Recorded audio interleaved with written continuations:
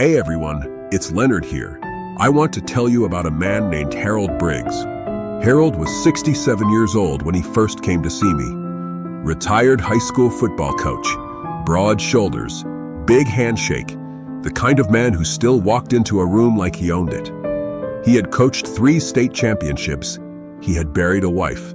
He had raised 2 sons who turned out decent. He had done everything right, or so he thought. The first time he sat down in my exam chair, he said, "Leonard, I don't know what's happening to me. I can't open a jar anymore. I couldn't carry my granddaughter up the stairs last Sunday, and she cried. 7 years old, she cried. She thought Grandpa didn't want to hold her." He cleared his throat after he said that, looked out the window. I watched a man who had once coached athletes crumble over a jar of pickles and a flight of stairs. I knew immediately what was happening to Harold, and I knew that most people his age were going through the exact same thing without anyone ever explaining it to them. What I did not know yet, what would take me another decade and a very uncomfortable conversation with a nutrition researcher half my age to fully understand, was that the solution had been sitting in the produce section of the grocery store the entire time. Stay with me, because what I am about to tell you changed Harold's life. And I believe if you are over 60, it will change yours. Let me back up. I practiced internal medicine for 41 years. I saw the whole arc of aging up close, from the first gray hairs to the last breath. And if there is one thing that sneaks up on people, one thing that does more quiet damage than almost any disease I can name, it is the loss of muscle. The medical term is sarcopenia. It comes from the Greek words for flesh and loss. After 60, the human body begins shedding muscle tissue at a rate of roughly 1 to 2% per year. That sounds small until you do the math. By the time most people are 75, they may have lost 20 to 30% of the muscle mass they had at 50. Not because they got sick, because they got old, ate the same way they always had, and nobody warned them. Sarcopenia is not just about vanity or strength. Muscle is your metabolic engine. It regulates blood sugar, protects your joints, keeps you upright when you stumble, gets you off the toilet without using your hands, lets you carry your granddaughter up the stairs. When muscle goes, everything goes. I knew all of this. I had known it for years. What I got wrong, badly wrong for a long time, was my advice about how to stop it. For most of my career, when patients asked me about muscle loss, about protein, about what to eat after 60, I said the same thing. I said, eat your eggs, eat your chicken, get your animal protein. I believed it. The research I had read supported it. I gave that advice 10,000 times if I gave it once. Harold Briggs was one of those patients. I told him to increase his protein. I told him to eat eggs in the morning, chicken at dinner, maybe a piece of fish in between. Exercise more, lift weights if he could manage it. He tried. He really did. Harold was not a man who quit easily. But Harold also had gout, and his kidneys were not what they used to be. His cholesterol was already elevated. His cardiologist was giving him worried looks at every appointment. A diet heavy in animal protein was not doing his body any favors. He came back to see me 4 months later, having gained only half a pound of lean mass by the measurements, feeling nauseated, constipated, and frustrated. He said, "I'm doing everything you told me, Leonard. Why isn't it working?" I did not have a good answer. I want to sit with that for a moment because I think it matters. There were things I did not know, things I was slow to learn, and Harold paid some of that cost. I think about that. The conversation that changed my thinking happened at a conference in 2019. I was 78 years old, which should tell you it is never too late to learn something that humbles you. A researcher named Dr. Maya Chen, probably young enough to be my daughter, presented findings on plant protein and muscle synthesis in adults over 65. I almost did not attend the session. The title mentioned legumes, and I thought, fine, eat your lentils. I already know this. What Dr. Chen's research showed, along with a growing body of work from her colleagues, was that specific plant proteins, particularly from legumes like lentils, chickpeas, black beans, and edamame, as well as from tofu and tempeh derived from soy, were not only adequate for muscle protein synthesis after 60, they carried distinct advantages for older adults who were already dealing with cardiovascular issues, kidney stress, or inflammatory conditions.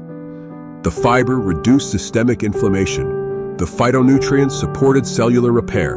The amino acid profiles, when paired correctly across a day's meals, were more than sufficient to trigger muscle building. And the kicker, the part that sat in my chest like a stone, was that multiple studies had shown that older adults on well-planned plant protein diets showed equal or sometimes superior muscle preservation compared to control groups on traditional high animal protein diets, particularly when the plant protein was paired with consistent resistance exercise.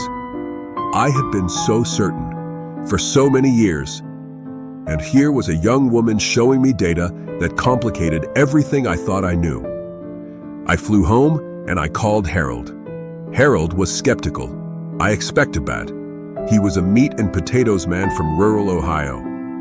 The idea of eating lentils as a primary protein source sounded, in his words, like something my wife would have put in front of me, and I would have pretended to enjoy. His wife had passed 4 years earlier. I caught that. I let it sit. I told him, Harold, your kidneys are struggling. Your gout is flaring. Your heart is working too hard. You asked me why it isn't working. I think part of the reason is that the tool I gave you was the wrong one for your particular situation. I want to try something different. We did not swap everything overnight. I want to be clear about that. This was not a dramatic overnight transformation. What we did was gradual. We shifted his morning eggs to 3 or 4 days a week instead of 7. We introduced a large portion of edamame as an afternoon snack, which Harold actually liked because it felt like something he could eat while watching football. We added lentil soup to his dinner rotation twice a week. His daughter-in-law, bless her, started making a chickpea-based chili that Harold admitted, grudgingly with a specific instruction that I was not allowed to tell anyone, was actually pretty good. We added a simple resistance routine. 20 minutes, 3 times a week, nothing heroic. Resistance bands and body weight at first.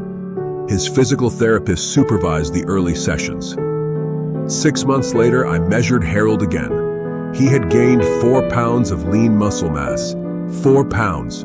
At 68 years old, with kidneys that were already compromised, with gout, with cholesterol issues, his grip strength had improved measurably. He reported being able to carry his granddaughter up the stairs without any drama, which is how he phrased it. He cried a little when he told me about the stairs. So did I, if I am honest. I turned toward the window so he would not see. I want to talk to you now the way I should have talked to my patients 30 years ago. If you are over 60 and you are noticing that your body feels weaker than it used to, if you are getting out of a chair differently than you did 5 years ago, if carrying groceries feels like more of an event than it used to be, if you have fallen or come close to falling, please do not assume this is just aging. Please do not accept it as inevitable. Sarcopenia is real, it is progressive, and it is, to a meaningful degree, preventable and even reversible. But here is what I want you to understand about protein specifically. The conversation about protein for older adults has been too narrow for too long. We talked about quantity, how many grams per day, and we assumed the source was animal protein, full stop. Eggs, chicken, beef, fish. End of conversation. The reality is more nuanced, and for many of you watching right now, the nuance matters enormously. Lentils, cup for cup, provide roughly 18 grams of protein. Edamame, around 17 grams per cup. Chickpeas, about 15 grams. Firm tofu, around 20 grams per half block, depending on preparation. Black beans, around 15 grams per cup. These are not trivial numbers. These are serious, substantial protein sources, and they come bundled with fiber, with anti-inflammatory compounds, with nutrients that support the very systems that sarcopenia attacks. Now, and I want to be careful here, because I am not telling you to throw away everything your doctor has said. I am not saying animal protein is bad. I ate an egg this morning. What I am saying is that the plant sources have been dramatically underestimated, particularly for older adults who are managing other conditions alongside muscle loss. There is something else I have to tell you, something I have not told many people. When I retired, I lost muscle faster than Harold ever did. I went from a doctor on his feet 12 hours a day, walking hospital corridors, climbing stairs, lifting charts, carrying the constant low-level physical activity of a working physician, to a man sitting in a recliner watching the news. Within 18 months of retirement, my own grip strength had declined enough that I noticed it. I dropped a coffee mug, a ceramic mug, on the kitchen floor. My wife, Elaine, looked at me from across the room and did not say a word. She did not need to. I was 79 years old, and I had dropped a coffee mug, and I knew exactly what it meant. I was not practicing what I preached. I was not protecting my own muscle.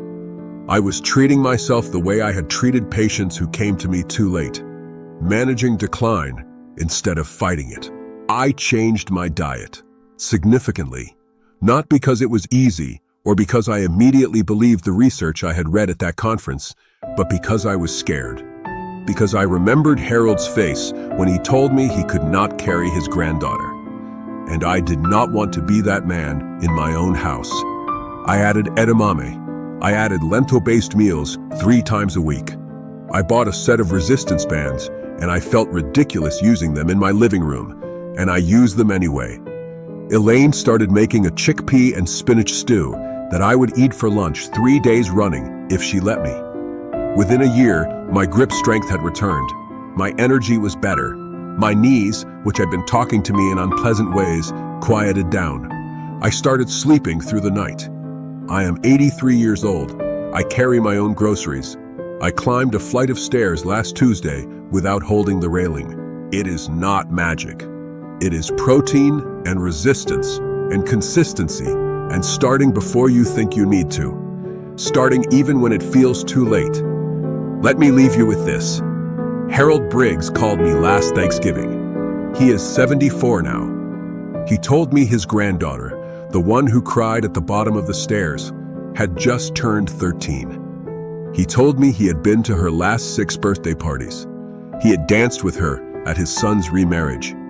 He had walked her to her first day of middle school. He said, "Leonard, I think about those pickles sometimes. I think about how close I came to just giving in." I knew what he meant.